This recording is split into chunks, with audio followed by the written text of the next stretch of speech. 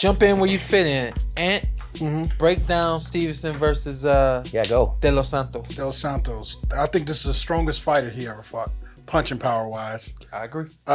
Toughest opponent. Yeah. I think this is, and he's so good. And I used to say that ever since Terrence checked me about all that. So he's so good that this may not be his best opponent, but he's making him look so easy. Yeah. Obviously, we know Jamal Harrington, Oscar Valdez, and he said in the Oscar Valdez fight, he actually got hurt to the body, but didn't show it. I don't know how the hell you do that. Maybe you got an idea. Hit me to the body, I'm crumbling. But Shakur, be stone cold. Yeah, he is. Shakur Stevenson, just a master of the distance. Yes. Ever since you one time we had a night we was in a Airbnb in New York. Yeah. You broke distance down to me, and that was so important because he is a master of distance at such a young age. Yeah. De Santos definitely a tough fighter. Counters, power. Stopped Rayo in the third round. He went down first. Was on standby, short notice fight, and he got it done. So when he had his moment, he took advantage of his moment. But this guy, this ain't Rayo. Yeah. This is Shakur Stevenson. Yeah. And he's on a different mission. Santos there, he disappointed me in his last fight. Okay. It was a slow, drawn out fight in my personal opinion. I just wasn't impressed. And especially coming off the fight that he had against Jose Valenzuela, I was like, this is the next coming. Yeah. And it was night and day, those two fights. And then so when I look at him moving forward against Shakur Stevenson, a master of range and distance, not only that, a master of timing. Defense. His eye is crazy. Shout out to Barry Hunter. Barry, I'm talking to Barry one day about Shakur. We just conversation about Shakur. She said, Shawn, have you ever seen a mongoose fight a cobra? I said, what the heck are you talking about? I said, no, Barry, what are you talking about? He says, this is what I want you to do, baby brother. Check out a fight of a mongoose and a cobra and call me back. Hung up. Google. I'm not about to. Yeah, Google. What is a mongoose? Of course, I end up looking it up, and just the way the mongoose and instantly I knew exactly what Barry was talking about. The way the mongoose pulls back and pivots and turns and hops and moves is so sharp. Those are things that you cannot predict. A cobra can't predict what way a mongoose is going to move anymore. There was a video that went viral about a mongoose. I know there was. There was some goofy video. They put a voiceover on it, and it was all over Instagram and stuff. I got to check that out now. Yeah. But any more than anybody can predict the way that Shakur Stevens is not only going to move, but also what does the mongoose do? Strike. So I just think this is an extremely tall order for Edwin Santos, De Los Santos. I think the only way, because he does have power, and I love being able to have like fights that have just happened because they fresh in your mind. Look at Ngannou versus Tyson Fury. Yeah. A punch that Tyson Fury wasn't expecting. He just threw the jab and came over the top, or threw a right hand and he came over the top with the hook. Yeah. Just the timing. And we know that heavyweights got a different kind of power too. So, but if he's able to time Shakur just out of nowhere, there it is, and land something, you might be able to get it. Mongoose. There it is. But yeah, I watched it. I was like, wow, but you can see a lot of similarities between Shakur and the way this mongoose here will fight the cobra. If you guys get to see it all. I wonder if he's so been in told, my press conference now. I'm going to bring up the mongoose. Well, I was going to ask I'm going to be like, heard it before. I'm like, hey, Shakur, have you ever been referenced to a mongoose compared to a mongoose? I think with Shakur, I don't know. It probably started early, where he was known as one of the ones. Like, you're one of the ones, and it's like we all want two fights for him. At the end of the day, he getting in the ring with De Santos, but we want two fights. Yeah. Haney and Tank. Yeah. Down the road, I don't know if we is this fight, I would, as a boxing fan, I would say give it to us 2024. Are we letting the fight mature? These guys all are still young. They're still in their 20s. They're still going to get better. Yeah. So does that make the fight better down the road with Tank and Haney? Yeah. Oh, you're asking. Yeah. Because, you know, boxing fans, we're not patient. Yeah. Patient. Yeah. We want everything ASAP. It's interesting because the more I talk about it, I know you guys, if you're paying attention, you've heard me say it so many times that a fighter is closer to their prime between 30 and 35. Yes. I don't have science that proves that. I just feel that You've been there. number one, I've been there. Yeah. If you talk to a lot of fighters, and I should start doing this, but talking to a lot of fighters once they've retired, hey, where do you think you were your best? Not just physically, but also mentally. Where do you think you knew as much as you could know and you were tip top? A lot of them will probably say in their 30s. So for that reason, yeah, I think them closer to 30 opposed to this 26, and I think Tank might be 28. Yeah. I think right there. closer to the 30, it makes more sense. But the other side of that, of course, is now the boxing world has to be patient. Right. Do we have patience for two fighters that make it to their prime? Or do we have the want to see them now where they're both just hot and All doing three. it? All three. Yeah, I just think the doing their thing. maturity, what you're saying, I agree with, but I think it's more about the maturity level. Because sometimes almost when you get to your 30s, your physicality starts to come down, Yeah. but your maturity level comes up. Yeah. So your ring IQ, your ring smarts are at a much different place than they were in your early 20s. You may not be as physically capable. And I was going to say, that's why it's so important as a young man to take care of your body nutritionally, rest and recovery. be ready all the time. Nine. And, you know, a lot of fighters that you see have fought into their 30s. We see the way Terrence just put it down at 35. He was still. Look at what Floyd was able to accomplish, of course. Manny. If you go into other sports, look at LeBron James.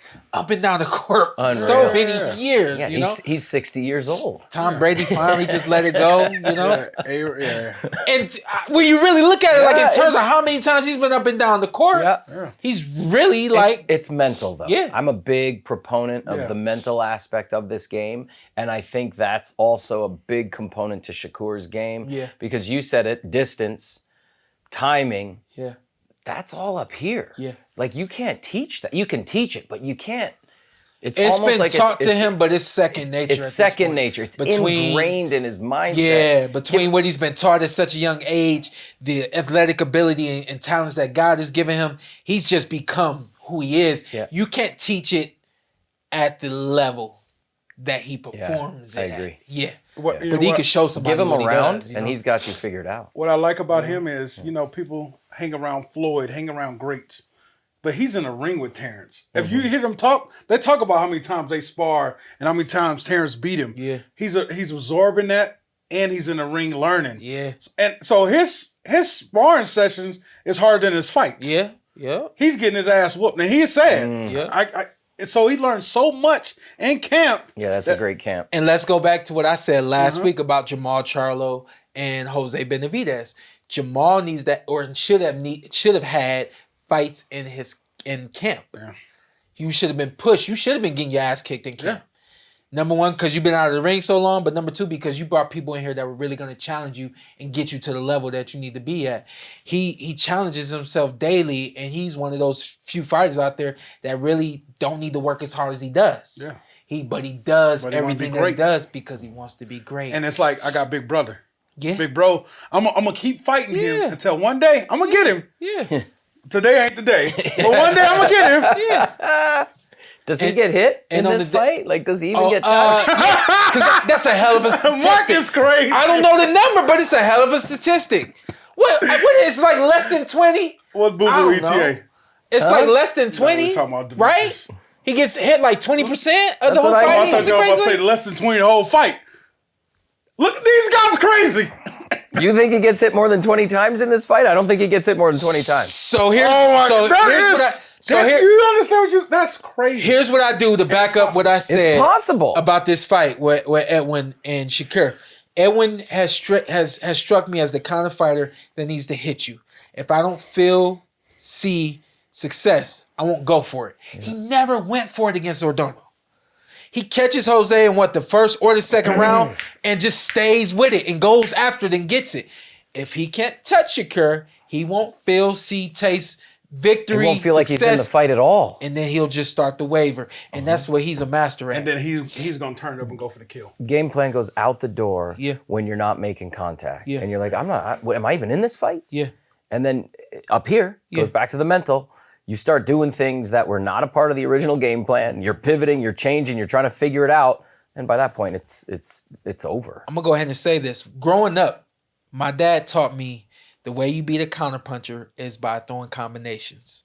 A counterpuncher can counter 1 punch, 2 punch, maybe 3 punches. But if you're throwing 3s and 4s and you're coming nonstop, that counterpuncher doesn't have the time or have even the chance to find the timing to counter you. When I grew up and got a little bit older, I realized, hey, it's more than one way to beat a counterpuncher. Counter a counterpuncher. I don't think he has the ability to counter a counterpuncher. Of course, I talked about the ability of possibly that timing, but Edwin needs to come into the ring and pressure, force the action, get on Shakur, make him feel uncomfortable, keep him turning and turning and turning. You know what I mean? And be relentless. This is one of the few fights where you just gotta go. Be relentless. And if you're not nonstop every round, definitely find moments, a lot of them per round. Listen, he took the fight. So he thinks he can win without question. Yeah. You know, when this opportunity presented it, he didn't even hesitate. He was like, yeah, let's go. And I was shocked. I was like, okay. Because people turned that down. Yeah. Nobody wanted to have any of that. In Las Vegas, F1 week, De Los Santos is like, I'm in. Where do I sign? Let's go. So I think to your point, he is going to come. He is going to bring it. And I think the first couple of rounds are either going to be incredibly exciting or just terribly boring to where we're hearing boos for 3 rounds because Shakur's going to do what he does. And that's happening in Shakur. And that's okay because that's the brilliance of him as a fighter. Very much Floyd-esque, right? If you're not getting hit, you're not losing the fight. Yeah. And as a fan, as somebody sitting ringside, you want to see action, you want to see some leather flying. I think we're going to see one side or the other. I don't think there's any in between here. I think it's going to be an aggressive launch from De Los Santos, like you're saying, out of the gate, or it's going to be 2 or 3 rounds of Shakur feeling him out, finding his distance, finding his timing, and then it's done. And for any of those people out here that think that Shakur Stevenson is born with his fighting style or anything like that, I disagree 100%. I don't know if people are even saying that or they think that he's overrated or anything like that. Let's also look at the fact that he will counterpunch you. He will force you into his rhythm, his pace, and then he gonna step to you. Yeah, that's Oscar. He gonna step to you. Up on Valdez. Pop. I love it because it's like you boo him early. I'm gonna sit with what I do. Yeah, just wait. It's coming, and then it's slowly but surely he turns it on. Yeah, and it's like he's I love him. Very mature in the ring. Yeah, his game is because usually young guys you start booing them, they gonna turn it up. Yeah. He just, I'm locked in, focus. Yep. It's that mental aspect, man. At the same time, Shawn, you say, league. Be aggressive, but he's also a technician. Yeah. So it's just like. You talking about Santos. Yeah, it's a Santos. No, you telling him to be aggressive. Oh, yeah, but he's running into a technician. Yeah. Be aggressive. I'm not. He's just living through fire. Boom. You down, Shawn. You fought somebody. And you were slow on the draw, on Top Rank. Mark called the fight, and you were slow on the draw. So be patient. Be patient. Hey. Oh yeah. Yeah, you didn't. But I could do that. I mean, you better hope. He's a boxer. Hopefully, he can do that.